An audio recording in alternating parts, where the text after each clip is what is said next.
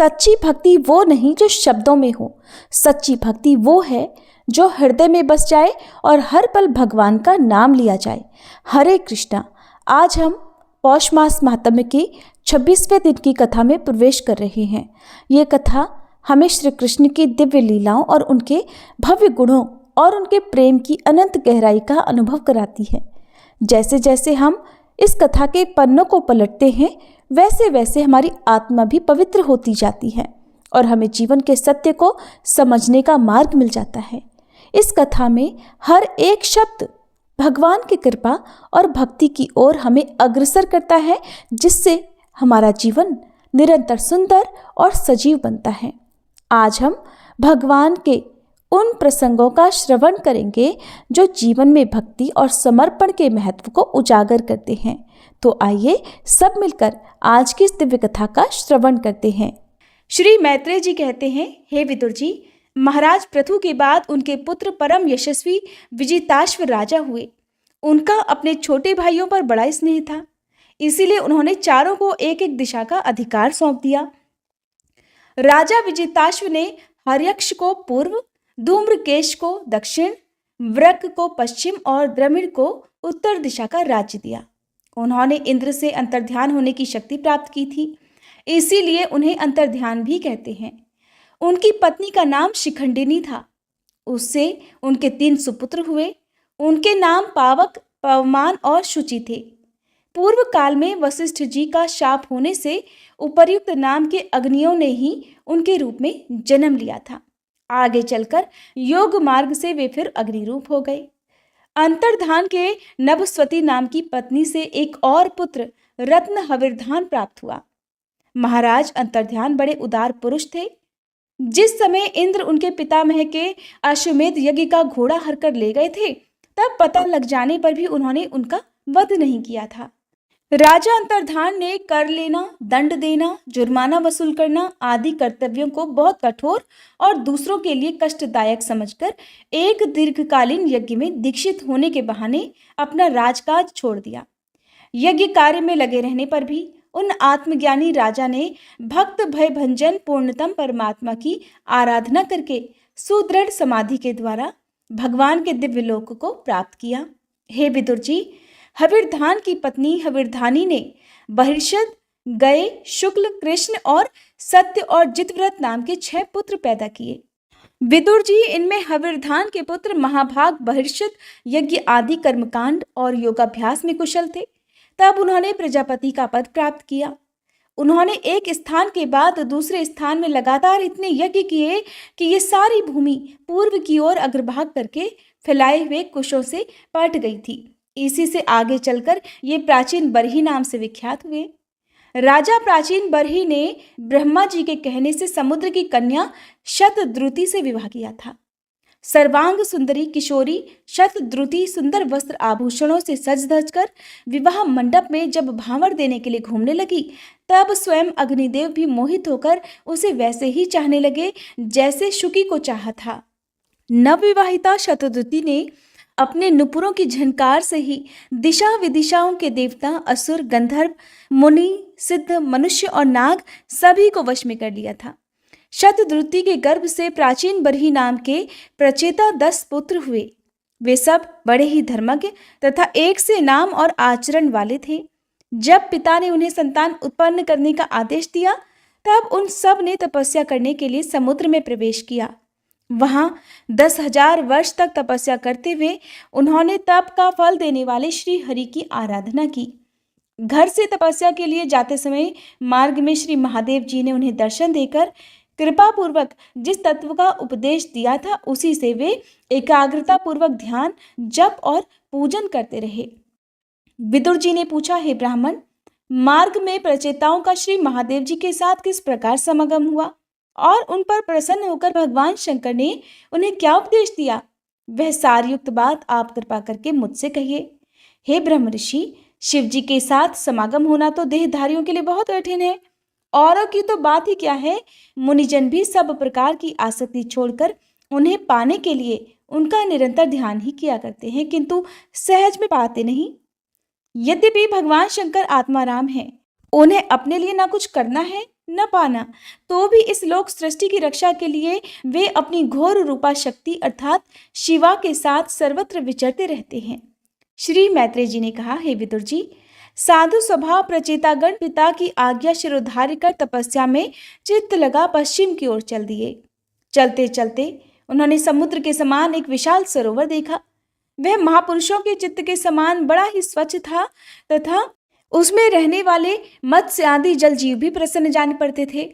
उसमें नील कमल, लाल कमल रात में, दिन में और सायंकाल में खिलने वाले कमल तथा इंदिवर आदि अन्य कई प्रकार के कमल सुशोभित थे। उसके तटों पर हंस, सारस, चकवा और कारंडव आदि जल पक्षी चहक रहे थे। उसके चारों ओर तरह तरह के वृक्ष और लताएं थीं। उन पर मतवाले भौरे गूंज रहे थे। उनकी मधुर ध्वनि से हर्षित होकर मानो उन्हें रोमांच हो रहा था। कमल कोश के परागपुंज वायु के झोंकों से चारों ओर उड़ रहे थे, मानो वहां कोई उत्सव हो रहा हो। वहां मृदंग, पर्णव आदि बाजों के साथ अनेकों दिव्य राग रागिनियों के क्रम से गायन की मधुर ध्वनि सुनकर उन राजकुमारों को बड़ा आश्चर्य हुआ। इतने में ही उन्होंने देखा कि देवाधिदेव भगवान शंकर अपने अनुचरों सहित उस सरोवर से बाहर आ रहे हैं। उनका शरीर तपी हुई स्वर्ण राशि के समान कांतिवान है, कंठ नीलवर्ण है तथा 3 विशाल नेत्र हैं। वे अपने भक्तों पर अनुग्रह करने के लिए उद्यत हैं। अनेकों गंधर्व उनका सुयश गा रहे हैं। उनका सहसा दर्शन पाकर प्रचेताओं को बड़ा कौतूहल हुआ और उन्होंने शंकर जी के चरणों में प्रणाम किया। तब शरणागत भयहारी धर्मवत्सल भगवान शंकर ने अपने दर्शन से प्रसन्न हुए उन धर्मज्ञ और शील संपन्न राजकुमारों से प्रसन्न होकर कहा, तुम लोग राजा प्राचीन बरही के पुत्र हो, तुम्हारा कल्याण हो। तुम जो कुछ भी करना चाहते हो वो मुझे भी मालूम है। इस समय तुम लोगों पर कृपा करने के लिए ही मैंने तुम्हें इस प्रकार दर्शन दिया है। जो व्यक्ति अव्यक्त प्रकृति तथा जीव संज्ञक पुरुष, इन दोनों के नियामक भगवान वासुदेव की साक्षात शरण लेता है, वह मुझे परम प्रिय है। अपने वर्णाश्रम धर्म का भली भांति पालन करने वाला पुरुष 100 जन्म के बाद ब्रह्मा के पद को प्राप्त होता है और इससे भी अधिक पुण्य होने पर वह मुझे प्राप्त होता है। परंतु जो भगवान का अनन्य भक्त है, वह तो मृत्यु के बाद ही सीधे भगवान विष्णु के उस सर्व प्रपंचातीत परम पद को प्राप्त हो जाता है, जिसे रुद्र रूप में स्थित मैं तथा अन्य अधिकारिक देवता अपने अपने अधिकार की समाप्ति के बाद प्राप्त करेंगे। तुम लोग भगवत भक्त होने के नाते मुझे भगवान के समान ही प्रिय हो। इसी प्रकार भगवान के भक्तों को भी मुझसे बढ़कर और कोई कभी प्रिय नहीं होता। अब मैं तुम्हें एक बड़ा ही पवित्र, मंगलमय और कल्याणकारी स्तोत्र सुनाता हूं। इसका तुम लोग शुद्ध भाव से जप करना। श्री मैत्रेय जी कहते हैं, तब नारायण परायण करुणा हृदय भगवान शिव ने अपने सामने हाथ जोड़ खड़े हुए उन राजपुत्रों को यह स्तोत्र सुनाया। भगवान रुद्र स्तुति करने लगे, हे भगवान, आपका उत्कर्ष उच्च कोटि के आत्मज्ञानियों के कल्याण के लिए, निजानंद लाभ के लिए है, उससे मेरा भी कल्याण हो। आप सर्वदा अपने निरतिशय परमानंद स्वरूप में ही स्थित रहते हैं। ऐसे सर्वात्मक आत्म स्वरूप आपको नमस्कार है। आप पद्मनाभ अर्थात समस्त लोकों के आदि कारण हैं। भूत सूक्ष्म अर्थात तन्मात्र और इंद्रियों के नियंता, शांत, एकरस और स्वयं प्रकाश वासुदेव भी आप ही हैं। आपको नमस्कार है। आप ही सूक्ष्म, अनंत और मुखाग्नि के द्वारा संपूर्ण लोकों का संहार करने वाले, अहंकार के अधिष्ठाता, संकर्षण तथा जगत के प्रकट ज्ञान के उद्गम स्थान, बुद्धि के अधिष्ठाता प्रद्युम्न है। आपको नमस्कार है। आप ही इंद्रियों के स्वामी, मनस्तत्व के अधिष्ठाता भगवान अनिरुद्ध हैं। आपको बारंबार नमस्कार है। आप अपने तेज से जगत को व्याप्त करने वाले सूर्य देव हैं। पूर्ण होने के कारण आप में वृद्धि और क्षय नहीं होता। आपको नमस्कार है। आप स्वर्ग और मोक्ष के द्वार तथा निरंतर पवित्र हृदय में रहने वाले हैं। आपको नमस्कार है। आप ही स्वर्ण रूप वीर्य से युक्त और चातुर्होत्र कर्म के साधन तथा विस्तार करने वाले अग्निदेव हैं। आपको नमस्कार है। आप पितर और देवताओं के पोषक सोम हैं तथा तीनों वेदों के अधिष्ठाता हैं। हम आपको नमस्कार करते हैं। आप ही समस्त प्राणियों को तृप्त करने वाले सर्वरस अर्थात जल रूप हैं। आपको नमस्कार है। आप समस्त प्राणियों के देह, पृथ्वी और विराट स्वरूप हैं। तथा त्रिलोकी की रक्षा करने वाले मानसिक, ऐन्द्रिक और शारीरिक शक्ति स्वरूप वायु अर्थात प्राण है, आपको नमस्कार है। आप ही अपने गुण शब्द के द्वारा समस्त पदार्थों का ज्ञान कराने वाले तथा बाहर भीतर का भेद कराने वाले आकाश हैं तथा आप ही महान पुण्यों से प्राप्त होने वाले परम तेजोमय स्वर्ग, वैकुंठ आदि लोक हैं। आपको पुनः पुनः नमस्कार है। आप पितृलोक की प्राप्ति कराने वाले, प्रवृत्ति कर्म रूप और देवलोक की प्राप्ति के साधन निवृत्ति कर्म रूप है तथा आप ही अधर्म के फल रूप दुखदायक मृत्यु है। आपको नमस्कार है। हे नाथ, आप ही पुराण पुरुष तथा सांख्य और योग के अधीश्वर भगवान श्री कृष्ण हैं। आप सभी प्रकार की कामनाओं की पूर्ति के कारण साक्षात मंत्र मूर्ति और महान धर्म स्वरूप हैं। आपकी ज्ञान शक्ति किसी भी प्रकार कुंठित होने वाली नहीं है। आपको नमस्कार है, नमस्कार है। आप ही कर्ता, करण और कर्म तीनों शक्तियों के एकमात्र आश्रय हैं। आप ही अहंकार के अधिष्ठाता रुद्र हैं। आप ही ज्ञान और क्रिया स्वरूप हैं तथा आपसे ही परा, पश्चंती, मध्यमा और वैखरी 4 प्रकार की वाणी की अभिव्यक्ति होती है। आपको नमस्कार है। हे प्रभु, हमें आपके दर्शनों की अभिलाषा है, अतः आपके भक्तजन जिसका पूजन करते हैं और जो आपके निज जनों को अत्यंत प्रिय है, अपने उस अनूप रूप की आप हमें झांकी कराइए। आपका वह रूप अपने गुणों से समस्त इंद्रियों को तृप्त करने वाला है। वह वर्षाकालीन मेघ के समान स्निग्ध, श्याम और संपूर्ण सौंदर्यों का सार सर्वस्व है। सुंदर 4 विशाल भुजाएं, महामनोहर मुखारविंद, कमल दल के समान नेत्र, सुंदर भौहें, सुघड़ नासिका, मनमोहिनी दंत पंक्ति, अमोल कपोल युक्त मनोहर मुखमंडल और शोभाशाली समान कर्ण युगल है। प्रीतिपूर्ण उन्मत्त हास्य, तिरछी चितवन, काली काली घुंघराली अलकें, कमल कुसुम की केसर के समान फहराता हुआ पीतांबर, झिलमिलाते हुए कुंडल, चमचमाते हुए मुकुट, कंकड़, हार, नुपुर और मेखला आदि विचित्र आभूषण तथा शंख, चक्र, गदा, पद्म, वनमाला और कौस्तुभ मणि के कारण उसकी अपूर्व शोभा है।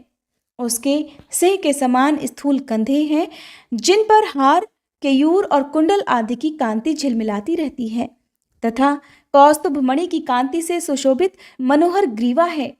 उसका श्यामल वक्ष स्थल श्री वत्स चिन्ह के रूप में लक्ष्मी जी का नित्य निवास होने के कारण कसौटी की शोभा को भी मात करता है। उसका त्रिवली से सुशोभित पीपल के पते के समान सुडौल उदर श्वास के आने जाने से हिलता हुआ बड़ा ही मनोहर जान पड़ता है।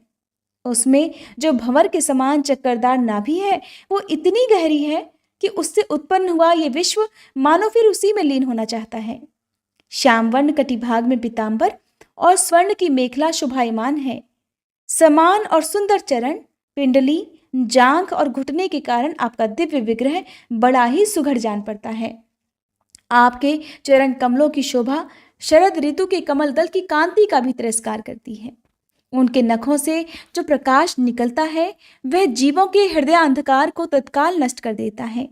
हमें आप कृपा करके भक्तों के भयहारी और आश्रय स्वरूप उसी रूप का दर्शन कराइए। जगत गुरु, हम अज्ञानावृत प्राणियों को अपनी प्राप्ति का मार्ग बतलाने वाले आप ही हमारे गुरु हैं। हे प्रभु, चित्त की शुद्धि की अभिलाषा रखने वाले पुरुष को आपके इस रूप का निरंतर ध्यान करना चाहिए। इसकी भक्ति ही स्वधर्म का पालन करने वाले पुरुष को अभय देने वाली है। स्वर्ग का शासन करने वाला इंद्र भी आपको ही पाना चाहता है तथा विशुद्ध आत्मज्ञानियों की गति भी आप ही हैं। इसी प्रकार आप सभी देहधारियों के लिए अत्यंत दुर्लभ हैं। केवल भक्तिमान पुरुष ही आपको प्राप्त कर सकते हैं। सत्पुरुषों के लिए भी दुर्लभ अनन्य भक्ति भाव से भगवान को प्रसन्न करके, जिनकी प्रसन्नता किसी अन्य साधना से भी दुस्साध्य है, ऐसा कौन होगा जो उनके चरण तल के अलावा और कुछ भी चाहेगा। जो काल अपने अदम्य उत्साह और पराक्रम से फड़कती हुई भौं के इशारे से सारे संसार का संहार कर डालता है, वो भी आपके चरणों की शरण में गए हुए प्राणी पर अपना अधिकार नहीं मानता। ऐसे भगवान के प्रेमी भक्तों का यदि आधे क्षण के लिए भी समागम हो जाए तो उसके सामने मैं स्वर्ग और मोक्ष को भी कुछ नहीं समझता। फिर मृत्युलोक के तुच्छ भोगों की तो बात ही क्या है। हे प्रभु, आपके चरण संपूर्ण पाप राशि को हर लेने वाले हैं। हम तो केवल यही चाहते हैं कि जिन लोगों ने आपकी कीर्ति और तीर्थ अर्थात गंगा जी में आंतरिक और बाह्य स्नान करके मानसिक और शारीरिक दोनों प्रकार के पापों को धो डाला है और जो जीवों के प्रति दया, राग, द्वेष रहित चित्त तथा सरलता आदि गुणों से युक्त हैं, उन आपके भक्तजनों का संग हमें सदा प्राप्त होता रहे। यही हम पर आपकी बड़ी कृपा होगी। जिस साधक का चित्त भक्ति योग से अनुग्रहित और विशुद्ध होकर न तो बाह्य विषयों में भटकता है और न अज्ञान गुहा रूप प्रकृति में ही लीन होता है, वह अनायास ही आपके स्वरूप का दर्शन पा जाता है, जिसमें ये सारा जगत दिखाई देता है और जो स्वयं संपूर्ण जगत में भास रहा है वह आकाश के समान विस्तृत और परम प्रकाश में ब्रह्म तत्व आप ही हैं। हे भगवान, आपकी माया अनेक प्रकार के रूप धारण करती है। इसी के द्वारा आप इस प्रकार जगत की रचना, पालन और संहार करते हैं जैसे यह कोई सदस्तु हो, किंतु इसमें आप में किसी प्रकार का कोई विकार नहीं आता। माया के कारण दूसरे लोगों में ही भेद बुद्धि उत्पन्न होती है। आप परमात्मा पर वह अपना प्रभाव डालने में असमर्थ होती है। आपको तो हम परम स्वतंत्र ही समझते हैं।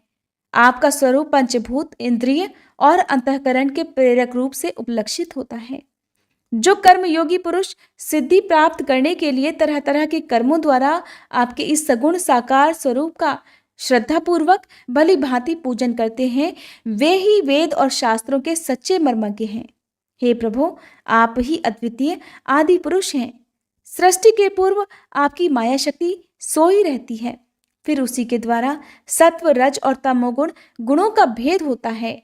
इसी के बाद उन्हीं गुणों से महतत्व, अहंकार, आकाश, वायु, अग्नि, जल, पृथ्वी, देवता, ऋषि और समस्त प्राणियों से युक्त इस जगत की उत्पत्ति होती है।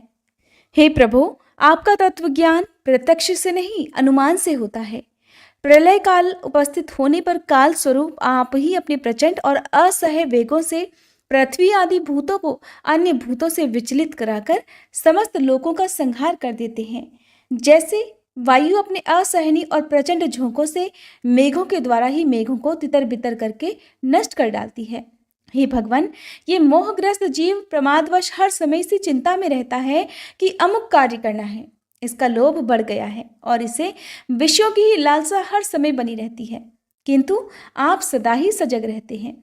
भूख से जीभ लपलपाता हुआ सर्प जैसे चूहे को चटकर जाता है, ठीक उसी तरह आप अपने काल स्वरूप से उसे सहसा लील जाते हैं। आपकी अवहेलना करने के कारण अपनी आयु को व्यर्थ मानने वाला ऐसा कौन विद्वान होगा जो आपके चरण कमलों को बिसारेगा? इनकी पूजा तो काल की आशंका से ही हमारे पिता ब्रह्मा जी और स्वयंभू आदि 14 मनुओं ने भी बिना कोई विचार किए केवल श्रद्धा से ही की थी। हे ब्राह्मण, इस प्रकार सारा जगत रुद्र रूप काल के भय से व्याकुल है। अतः हे परमात्मन, इस तत्व को जानने वाले हम लोगों के तो इस समय आप ही सर्वथा भय शून्य आश्रय हैं। हे राजकुमारों, तुम लोग विशुद्ध भाव से स्वधर्म का आचरण करते हुए भगवान में चित्त लगाकर मेरे कहे हुए इस स्तोत्र का जप करते रहो। भगवान तुम्हारा कल्याण करेंगे।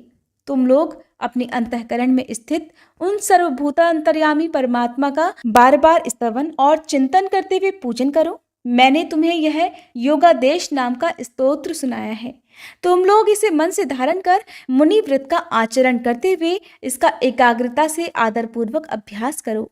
ये स्तोत्र पूर्व काल में जगत विस्तार के इच्छुक प्रजापतियों के पति भगवान ब्रह्मा जी ने प्रजा उत्पन्न करने की इच्छा वाले हम भृगु आदि अपने पुत्रों को सुनाया था। जब हम प्रजापतियों को प्रजा का विस्तार करने की आज्ञा हुई, तब इसी के द्वारा हमने अपना अज्ञान निवृत्त करके अनेक प्रकार की प्रजा उत्पन्न की थी। अब भी जो भगवत परायण पुरुष इसका एकाग्र मन से नित्य प्रति जप करेगा, उसका शीघ्र ही कल्याण हो जाएगा। इस लोक में सभी प्रकार के कल्याण साधनों में मोक्षदायक ज्ञान ही सबसे श्रेष्ठ है। ज्ञान नौका पर चढ़ा हुआ पुरुष अनायास ही इस दुस्तर संसार सागर को पार कर लेता है। यद्यपि भगवान की आराधना बहुत कठिन है, किंतु मेरे कहे हुए इस स्तोत्र का जो श्रद्धापूर्वक पाठ करेगा, वह सुगमता से ही उनकी प्रसन्नता प्राप्त कर लेगा। जो पुरुष उषा काल में उठकर इसे श्रद्धापूर्वक हाथ जोड़कर सुनता या सुनाता है, वह सब प्रकार के कर्म बंधनों से मुक्त हो जाता है। राजकुमारों, मैंने तुम्हें जो ये परम पुरुष परमात्मा का स्तोत्र सुनाया है, इसे एकाग्र चित्त से जपते हुए तुम महान तपस्या करो। तपस्या पूर्ण होने पर इसी से तुम्हें अभीष्ट फल प्राप्त हो जाएगा। श्री मैत्रेय जी कहते हैं, हे विदुर जी, इस प्रकार भगवान शंकर ने प्रचेताओं को उपदेश दिया। फिर प्रचेताओं ने शंकर जी की बड़े भक्तिभाव से पूजा की। इसके पश्चात वे उन राजकुमारों के सामने ही अंतर्ध्यान हो गए। सब के सब प्रचेता जल में खड़े रहकर भगवान रुद्र के बताए स्तोत्र का जप करते हुए 10,000 वर्ष तक तपस्या करते रहे।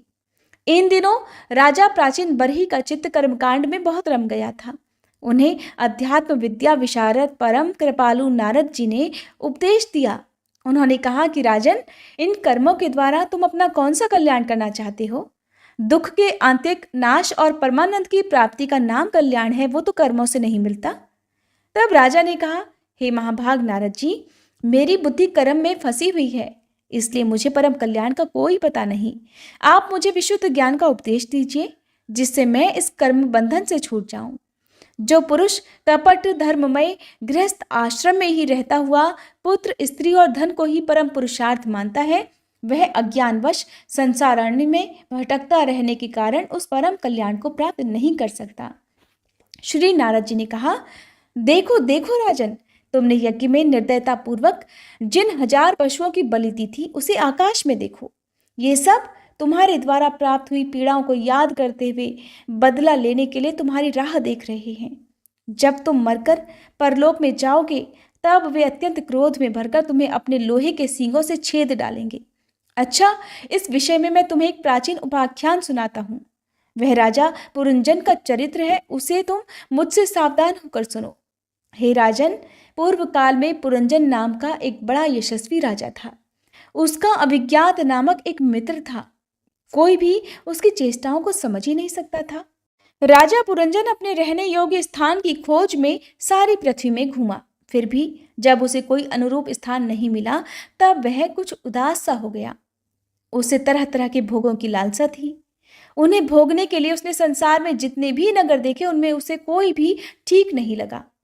एक दिन उसने हिमालय के दक्षिण तटवर्ती शिखरों पर कर्मभूमि भारतखंड में एक 9 द्वारों का नगर देखा। वह सभी प्रकार के सुलक्षणों से संपन्न था। सब ओर से परकोटों, बगीचों, अटारियों, खाइयों, झरोखों और राजद्वारों से सुशोभित था और सोने चांदी तथा लोहे के शिखरों वाले विशाल भवनों से खचाखच भरा हुआ था। उसके महलों की फर्शें नीलम, स्फटिक, वैदूर्य, मोती, पन्ने और लालों की बनी हुई थी। अपनी कांति के कारण वह नागों की राजधानी भोगवतीपुरी के समान जान पड़ता था। उसमें जहां तहां अनेकों सभा भवन, चौराहे, सड़कें, क्रीड़ा भवन, बाजार, विश्राम स्थान, ध्वजा, पताकाएं और मूंगे के चबूते सुशोभित थे। उस नगर के बाहर दिव्य वृक्ष और लताओं से पूर्ण एक सुंदर बाग था। उस बाग के बीचों बीच एक सरोवर सुशोभित था। उसके आसपास अनेकों पक्षी भांति भांति की बोली बोल रहे थे और भौरे गुंजार कर रहे थे। सरोवर के तट पर जो वृक्ष थे, उनकी डालियां और पत्ते शीतल झरनों के जलकणों से मिली हुई वासंती वायु के झकोरों से हिल रहे थे। इस प्रकार वे तटवर्ती भूमि की शोभा बढ़ा रहे थे। वहां के वन्य पशु भी मुनि जनोचित अहिंसा आदि व्रतों का पालन करने वाले थे, इसलिए उनसे किसी को कोई भी कष्ट नहीं पहुंचता था। वहां बार बार जो कोकिल की कुहू कुहू ध्वनि होती थी, उससे मार्ग में चलने वाले बटोहियों को ऐसा भ्रम होता था मानो वह बगीचा विश्राम करने के लिए उन्हें बुला रहा हो। राजा पुरंजन ने उस अद्भुत वन में घूमते घूमते एक सुंदरी को आते देखा, जो अकस्मात उधर चली आई। उसके साथ 10 सेवक थे, जिनमें से प्रत्येक 100-100 नायिकाओं का पति था। एक 5 फन वाला सांप उसका द्वारपाल था, वही उसकी सब ओर से रक्षा करता था।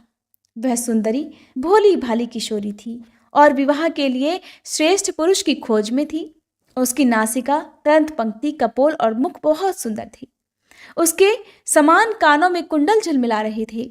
उसका रंग सांवला था, कटी प्रदेश सुंदर था। वह पीले रंग की साड़ी और सोने की करधनी पहने हुए थी तथा चलते समय चरणों से नुपुरों की झनकार करती जाती थी। और अधिक क्या कहें, वह साक्षात कोई देवी सी जान पड़ती थी। वह गजगामिनी वाला किशोरावस्था की सूचना देने वाले अपने गोल गोल समान और परस्पर सटे हुए स्तनों की लज्जावश बार बार अंचल से ढकती जाती थी। उसकी प्रेम से मटकती भौं और प्रेमपूर्ण तिरछी चितवन के बाण से घायल होकर वीर पुरंजन ने लज्जायुक्त मुस्कान से और भी सुंदर लगने वाली उस देवी से मधुर वाणी में कहा, हे कमल दल लोचने, मुझे बताओ तुम कौन हो, किसकी कन्या हो? साध्वी, इस समय आ कहाँ से रही हो? हे भीरू, इस पुरी के समीप तुम क्या करना चाहती हो? शुश्रु, तुम्हारे साथ इस 11वें महान शूरवीर से संचालित ये 10 सेवक कौन है? और ये सहेलियां तथा तुम्हारे आगे आगे चलने वाला ये सर्प कौन है?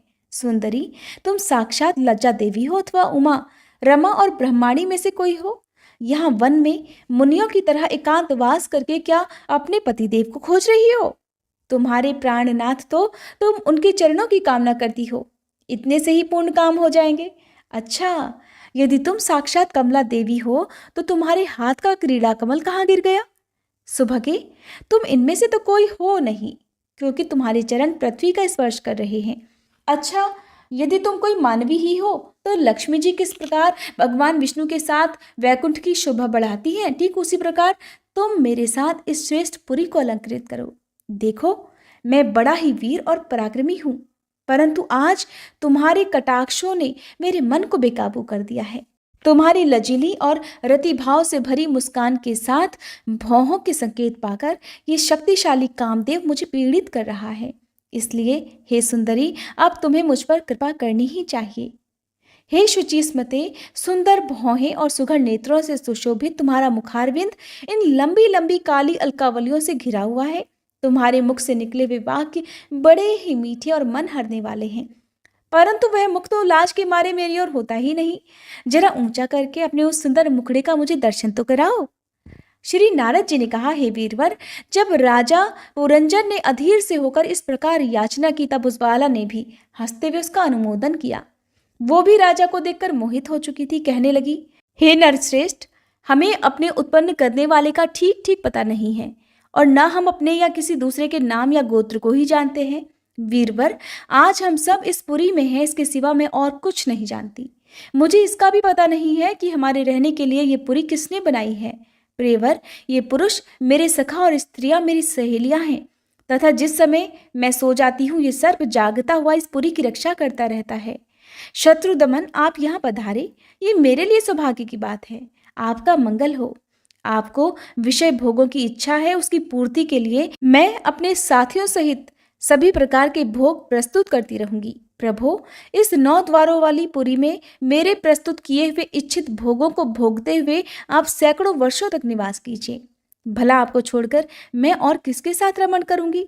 दूसरे लोग तो ना रति सुख को जानते हैं, ना विहित भोगों को ही भोगते हैं, ना परलोक का ही विचार करते हैं और ना कल क्या होगा इसका ही ध्यान रखते हैं।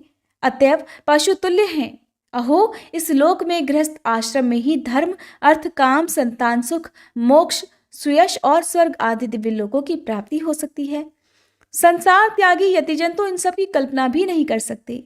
महापुरुषों का कहना है कि इस लोक में पितर, देव, ऋषि, मनुष्य तथा संपूर्ण प्राणियों की और अपने भी कल्याण का आश्रय एकमात्र गृहस्थ आश्रम ही है। हे वीर शिरोमणि, लोक में मेरी जैसी कौन स्त्री होगी जो स्वयं प्राप्त हुए आप जैसे सुप्रसिद्ध, उदारचित्त और सुंदर पति को वरण न करेगी? महाबाहो, इस पृथ्वी पर आपकी सांप जैसी गोलाकार सुकोमल भुजाओं में स्थान पाने के लिए किस कामनी का चित्त नहीं ललचाएगा?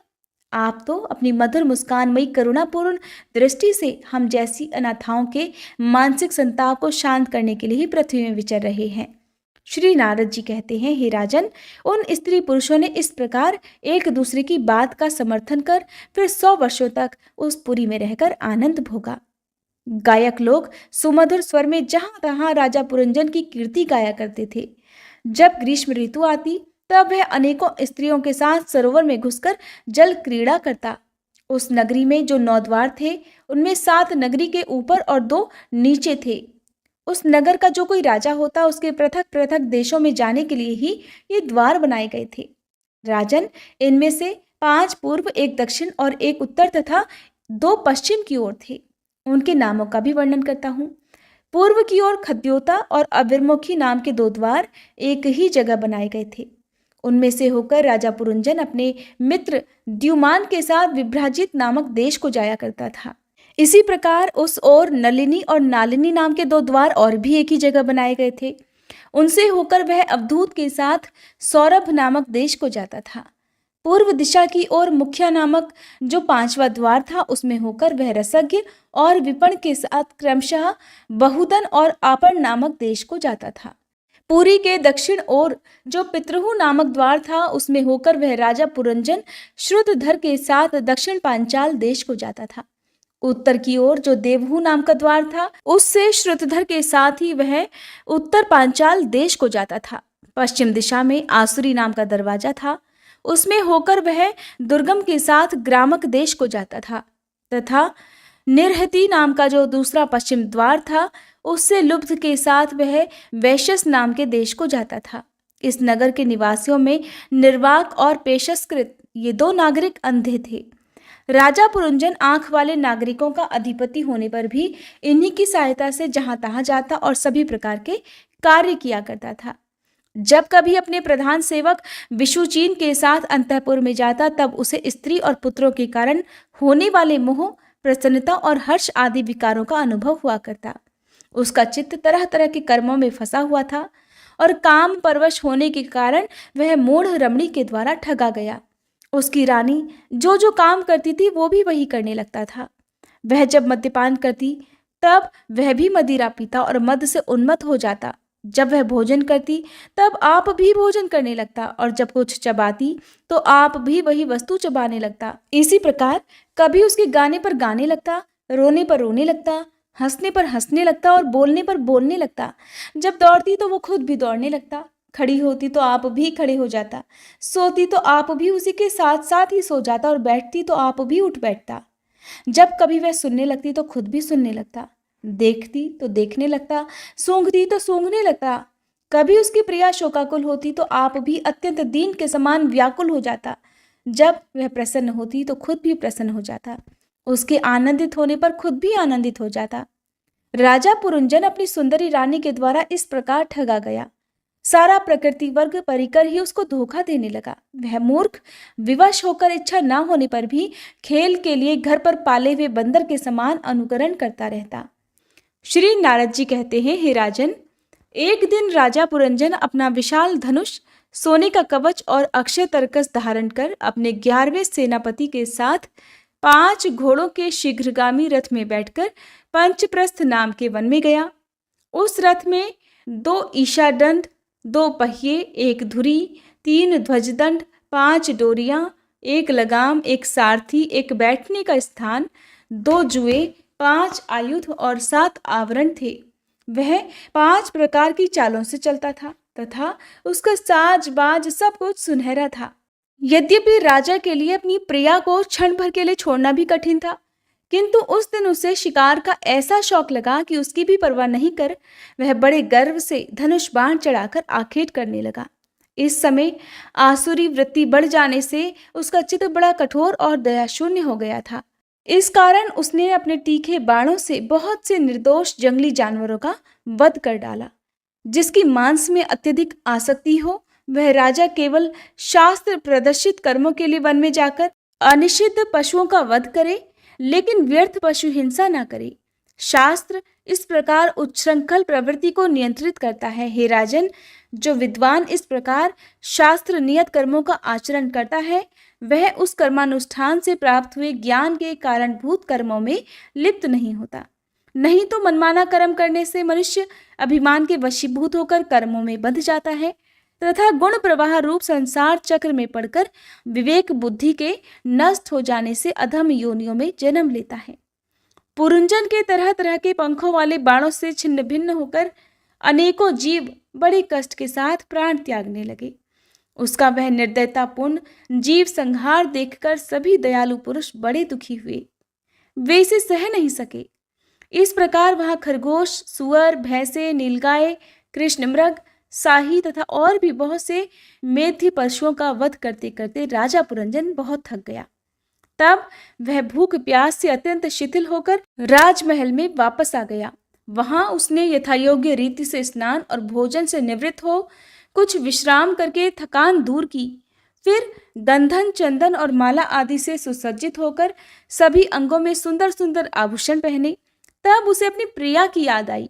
वह भोजन आदि से तृप्त, हृदय में आनंदित, मद से उन्मत्त और काम से व्यथित होकर अपनी सुंदरी भार्या को ढूंढने लगा, किंतु उसे वो कहीं भी दिखाई नहीं दी। प्राचीन बरही तब उसने चित्त में कुछ उदास होकर अंतःपुर की स्त्रियों से पूछा, अरे सुंदरियों, अपनी स्वामिनी के सहित तुम सब पहले की तरह कुशल से तो हो ना? क्या कारण है आज इस घर की संपत्ति पहले जैसी सुहावनी नहीं जान पड़ती? घर में माता अथवा पति परायणा भार्या न हो तो वह घर बिना पहिए के रथ के समान हो जाता है। फिर उसमें कौन बुद्धिमान दीन पुरुषों के समान रहना पसंद करेगा? इसलिए बताओ, वह सुंदरी कहाँ है जो दुख समुद्र में डूबने पर मेरी विवेक बुद्धि को पद पद पर जागृत करके मुझे उस संकट से उबार लेती है? स्त्रियां कहने लगी, हे नारनाथ, मालूम नहीं आज आपकी प्रिया ने क्या ठानी है। हे शत्रुदमन, देखिए वे बिना बिछौने के पृथ्वी पर ही पड़ी हुई हैं। श्री नारद जी कहते हैं, हे राजन, उस स्त्री के संग से राजा पुरंजन का विवेक नष्ट हो चुका था, इसलिए अपनी रानी को पृथ्वी पर अस्त व्यस्त अवस्था में पड़ी देखकर वह अत्यंत व्याकुल हो गया। उसने दुखी हृदय से उसे मधुर वचनों द्वारा बहुत कुछ समझाया, किंतु उसे अपनी प्रेयसी के अंदर अपने पति प्रणय कोप का कोई चिन्ह दिखाई नहीं दिया। वह मनाने में भी बहुत कुशल था, इसलिए अब पुरंजन ने उसे धीरे धीरे मनाना प्रारंभ किया। उसने पहले उसके चरण छुए और फिर गोद में बिठाकर बड़े प्यार से कहने लगा कि हे सुंदरी, वे सेवक तो निश्चय ही बड़े अभागे हैं, जिनके अपराध करने पर स्वामी उन्हें अपना समझकर शिक्षा के लिए उचित दंड नहीं देते। सेवक को दिया हुआ स्वामी का दंड तो उस पर बड़ा ही अनुग्रह होता है। जो मूर्ख हैं, उन्हीं को क्रोध के कारण अपने हितकारी स्वामी के लिए उस उपकार का पता नहीं चलता। हे सुंदर दंतावली और मनोहर भौं से शोभा पाने वाली मनस्विनी, अब ये क्रोध दूर करो और एक बार मुझे अपना समझकर प्रणय भार तथा लज्जा से झुका हुआ और मधुर मुस्कानमयी चितवन से सुशोभित अपना मनोहर मुखड़ा दिखाओ। अहो, भ्रमर पंक्ति के समान नीली अलकावली, उन्नत नासिका और सुमधुर वाणी के कारण तुम्हारा वह मुखारविंद कैसा मनोहर जान पड़ता है। हे वीर पत्नी, यदि किसी दूसरे ने तुम्हारा कोई अपराध किया हो तो उसे बताओ। यदि वह अपराधी ब्राह्मण कुल का नहीं है तो मैं उसे अभी तुरंत इसी क्षण दंड देता हूँ। मुझे तो भगवान के भक्तों को छोड़कर त्रिलोकी में अथवा उससे बाहर कोई भी ऐसा नहीं दिखाई देता जो तुम्हारा अपराध करके निर्भय और आनंद पूर्वक रह सके। प्रिय, मैंने आज तक तुम्हारा मुख कभी तिलकहीन, उदास, मुरझाया हुआ, क्रोध के कारण डरावना, कांतिहीन और स्नेहशून्य नहीं देखा, और न कभी तुम्हारे सुंदर स्तनों को ही शोकाश्रुओं से भीगा तथा बिंबा फल सदृश अधरों को स्निग्ध केसर की लाली से रहित देखा है। मैं व्यसनवश तुमसे बिना पूछे शिकार खेलने चला गया, इसलिए अवश्य अपराधी हूँ। फिर भी अपना समझकर तुम मुझ पर प्रसन्न हो जाओ। कामदेव के विषम बाणों से अधीर होकर जो सर्वदा अपने अधीन रहता है, उस अपने प्रिय पति को उचित कार्य के लिए भला कौन कामिनी स्वीकार नहीं करती। हरे कृष्णा। आज की कथा में बस इतना ही। इसके आगे की कथा सुनने के लिए कृपया आप अगले अध्याय का इंतजार जरूर कीजिएगा।